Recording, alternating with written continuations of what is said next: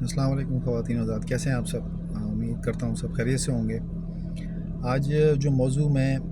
بات کرنا چاہ رہا تھا، کیونکہ رمضان مبارک ہے اور لوگ زکوٰۃ کا زیادہ سے زیادہ جو ہے وہ نکالتے ہیں اپنے مال سے، تو ہمارے ہاں جو عام مروجہ جو روایت ہے وہ یہ ہے کہ 2.5% جو ہے وہ دے کے اور مال میں سے اپنے، اور یہ کہا جاتا ہے کہ جی یہ ہم نے حق ادا کر دیا، اور اس طرح جو ہے وہ ہم اپنے مال کو جو ہے وہ سمجھتے ہیں کہ پاک ہو گیا۔ میری جو تھوڑی بہت تحقیق ہے الحمدللہ، وہ اس میں نے یہ دیکھا ہے کہ زیادہ تر جو روایات ہیں وہ اسی کی ہیں، لیکن قرآن کریم میں ہمیں کہیں بھی جو ہے وہ اس کا نصاب نظر نہیں آتا، اور کہ 2.5% کا حساب ہو، نہ ہمیں ایسی کوئی حدیث جو ہیں وہ اوتھینٹک حدیث جو ہیں وہ نظر آتی ہیں کہ جس سے ثابت ہو کہ یہ 2.5% جو ہے وہ ہمیں دینا ہے، اور اس طرح جو ہے اللہ ہم سے خوش ہو جائے گا اور مال ہمارا پاک ہو جائے گا۔ تو میں یہ سمجھتا ہوں کہ جو تھوڑی بہت میری تحقیق ہے اس کے مطابق، کیونکہ بعض قوانین ایسے ہیں اللہ تعالیٰ نے، اور زکوٰۃ کا ذکر جو ہے وہ صلات کے ساتھ آیا ہمیشہ، تو بعض قوانین اللہ تعالیٰ نے جو ہے وہ اسلامی حکومت جو ہے اس کے اوپر چھوڑے ہیں کہ وہ ان کا جو ہے وہ کس طرح استعمال کرتی ہے، اور کس طرح اس کے اوپر جو ہے وہ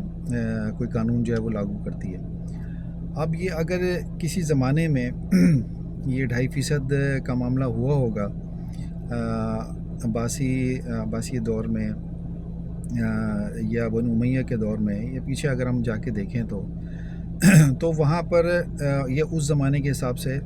سلسلہ چلا ہو، لیکن یہ کہ اس کے بعد پھر اگر ہم دیکھتے ہیں تو اسلامی حکومتیں جو ہیں وہ اسی اس کو فالو کرتے ہوئے، کیونکہ ہمارے 4 جو امام ہیں،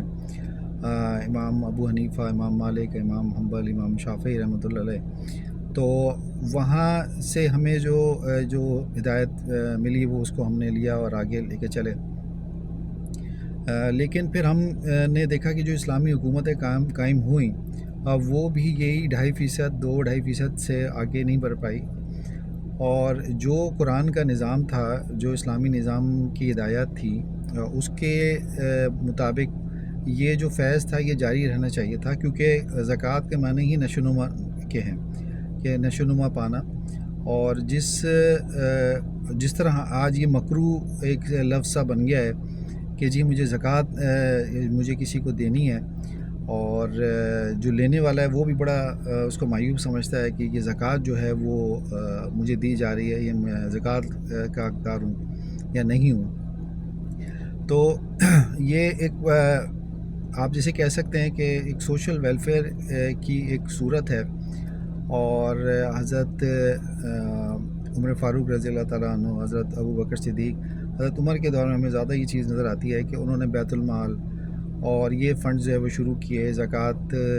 اور عشر کا نظام جو ہے وہ ہم ان کے دور میں نظر آتا ہے، اور جس طرح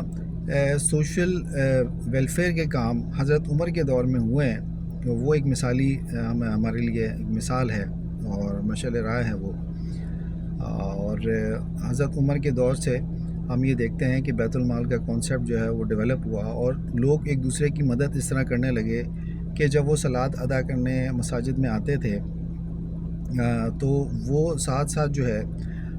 وہ جو بھی مال تھا، جو کل الف کا قرآن کا جو کانسیپٹ ہے کہ جو تمہارے پاس زیادہ سے زیادہ جو مال ہے اس میں اپنے لیے جو بھی تمہاری ضرورت کا ہے اس میں سے وہ رکھ کے بقایا جتنا بھی ہے وہ اللہ کی راہ میں دے دو۔ تو اس کانسیپٹ کو لیتے ہوئے جو میں سمجھتا ہوں حضرت عمر رضی اللہ تعالیٰ عنہ نے وہ بیت المال کا کانسیپٹ دیا ہے کہ تاکہ وہ لوگ جو غریب لوگ یا جو افورڈ نہیں کر سکتے تھے وہ اس بیت المال سے یا اس زکوٰۃ فنڈ سے، اور وہ اس میں سے جو ہے ان کو ملتا تھا، اور اس سے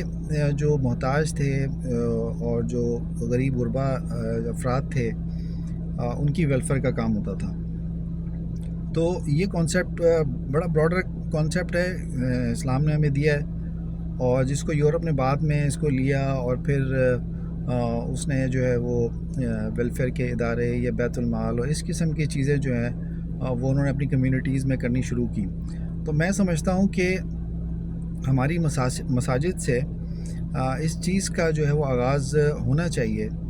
کہ یہ جو زکوٰۃ کا جو کانسیپٹ ہے یہ ایک نشوونما کا جو ہے وہ کانسیپٹ ہے، اس کو اس طرح لے کے چلا جائیں براڈر وے میں، براڈر اسپیکٹرم میں اس کو ہم دیکھیں، ہم اس کو اڈاپٹ کریں. اور جو بیت المال کا کانسیپٹ ہے اس کو ہم جو ہے وہ کیونکہ موجود ہے ہمارے پاس، پاکستان میں تو موجود ہے، اور لیکن ہم اس کو صحیح طریقے سے امپلیمنٹ نہیں کر پا رہے. یہی اگر ہم مڈل ایسٹ میں جا کے دیکھتے ہیں تو میری جو آبزرویشن میں نے ابوظہبی میں دیکھا، دبئی میں دیکھا، شارجہ میں، کہ جو زکوٰۃ فنڈ ہے اس میں زکوٰۃ فنڈ جو کمیٹیز ہیں جو ان کی جو انہوں نے شورا بٹھائی اور اس طرح جو فنڈز ہیں ان کے وہ کس طرح ریلیز ہوتے ہیں کہ بہت خوبصورت عمارتیں انہوں نے تعمیر کی زکوٰۃ کے حوالے سے، اور پھر اس میں بیواؤں، یتیموں اور مساکین کو جو ہے ان کی اپنے جو لوکل وہاں کے لوگ ہیں ان کی اس فنڈ سے جو ہے وہ مدد کی جاتی ہے. تو یہ بڑا مجھے بڑا فیسنیٹ کیا تھا اس زمانے میں. یہ سن میں 2004 2005 2008 تک کی بات بتا رہا ہوں آپ کو. اب تو انہوں نے خور بہت کچھ ڈیولپ کر لیا، لیکن زکوٰۃ جو ہے وہ ایسا کوئی شجر ممنوعہ نہیں ہے یا کوئی ایسی چیز نہیں ہے جس کو ہم اتنا چھوت، اتنا برا، اتنا غلط سمجھتے ہیں کہ اگر ہم کسی کی مدد کرنے جا رہے ہیں کہتے ہیں کہ یہ زکوٰۃ ہم اس کو دے دیں گے 2.5% اس میں سے نکال کے ہمارا مال پاک ہو جائے گا اور اس غریب کی مدد ہو جائے گی. جبکہ ایسا نہیں ہے. ہم مسلمان جو ہے وہ ایک دوسرے کے بھائی ہیں، اور ایک دوسرے کا خیال کرنا انسانیت کے طور پہ بھی اور ہم مسلمان ہونے کے ناطے بھی